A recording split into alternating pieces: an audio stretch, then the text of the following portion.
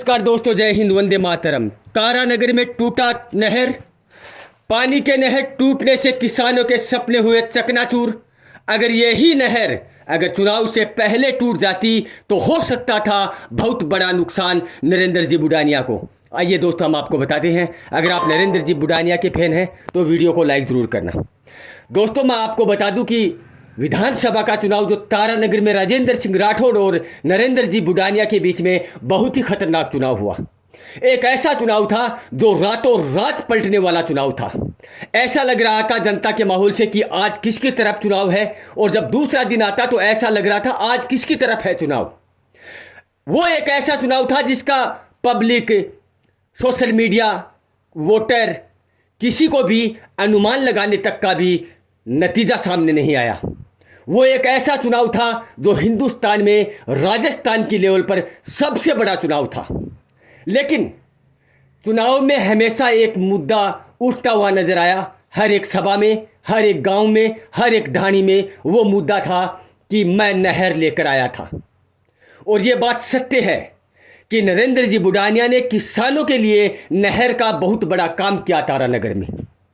लेकिन वो कल बारिश होने की वजह से, बारिश का ज़्यादा अभाव होने की वजह से वो बांध टूट चुका है, वो नहर टूट चुका है।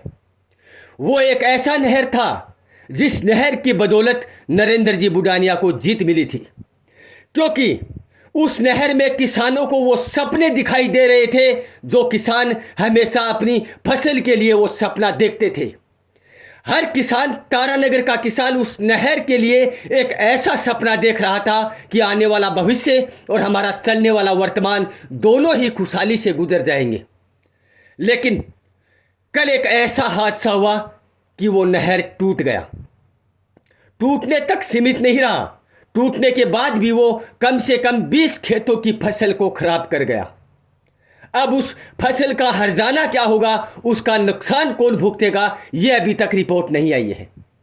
लेकिन दोस्तों, अगर आप मान लीजिए अब वो नहर टूटा है, उसका काम भी होगा, सब काम रेडी होंगे, हर एक चीज़ मिलेगी किसानों को। लेकिन अगर चुनाव से पहले अगर वो नहर टूट जाता तो क्या होता? क्योंकि नरेंद्र जी बुडानिया के पास सिर्फ चुनाव के वक्त एक ही मुद्दा था और वो मुद्दा सबसे ज़्यादा वायरल हुआ। पब्लिकों के बीच में भी वही वायरल वीडियो गया, वही भाषण गया।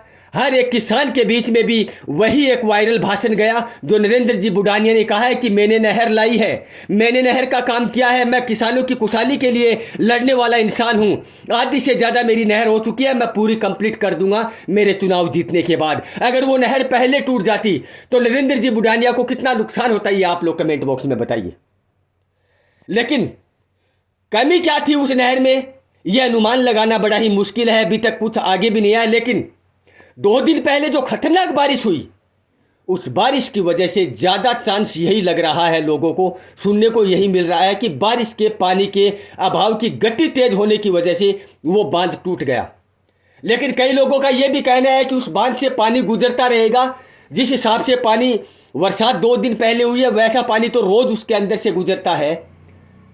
लेकिन इतने दिन तक नुकसान क्यों नहीं हुआ? पानी की अभाव की वजह से वो बांध टूटने की ज़्यादा आशंका लगाई जा रही है। लेकिन दोस्तों, आप कमेंट बॉक्स में बताना कि कौन सी कमी रह गई होगी उस नहर में। तो एक बरसात के पानी से टूटता हुआ नजर आया। लेकिन वो 22,000 करोड़ रुपए की लागत से बनने वाला नहर कैसे टूट सकता है? कितना बड़ा नुकसान हुआ है लोगों को? क्या इस पर जताई जाएगी आशंका कि कितने लोगों को नुकसान हुआ है? अब वो बांध कब तक ठीक होगा? लोगों को ये भी आस थी कि फसल के जरिए, किसान इस नहर के जरिए फसल की शानदार खेती कर सकेंगे। लेकिन अब नई अपडेट हम आपको जल्द देंगे। तब तक हमारे वीडियो को लाइक कीजिए, चैनल को सब्सक्राइब कीजिए। जय हिंद, वंदे मातरम।